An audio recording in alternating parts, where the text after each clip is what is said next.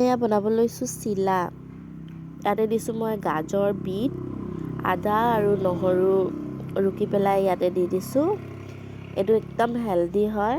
ইয়াত কোনো ময়দা বাকী একো মই ব্যৱহাৰ কৰা নাই। বাছ ইয়াত অলপ মই ইয়াতে আজৱাইন দিছোঁ আৰু এইখিনি মিক্স কৰি পানী দি পেলাই এইখিনি মিক্স কৰি কেনে মই ইয়াতে অলপ নিমখ ধুনীয়াকৈ এইখিনি একদম এটা স্মুথ বেটাৰ বনাই লৈছোঁ।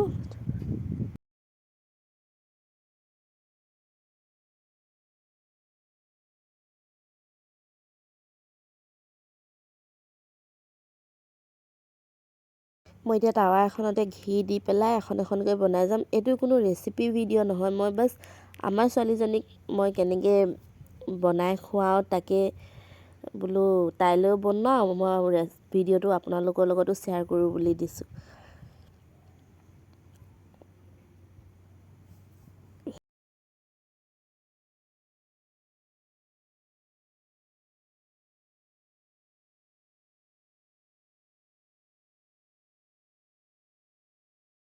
এয়া মোৰ চব ৰেডিও হৈ গ'ল। এতিয়া মই তাইলৈ লৈ যাওঁ ব্ৰেকফাষ্ট।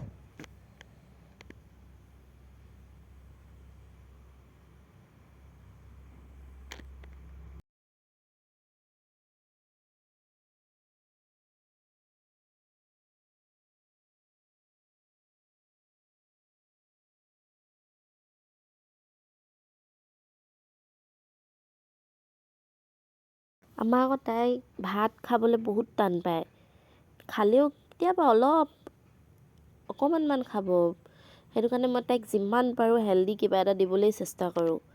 আৰু তাই খোৱাৰ সময়ত যিহে কথা, খোৱাতকৈ বেছি তাই কথাহে কয়।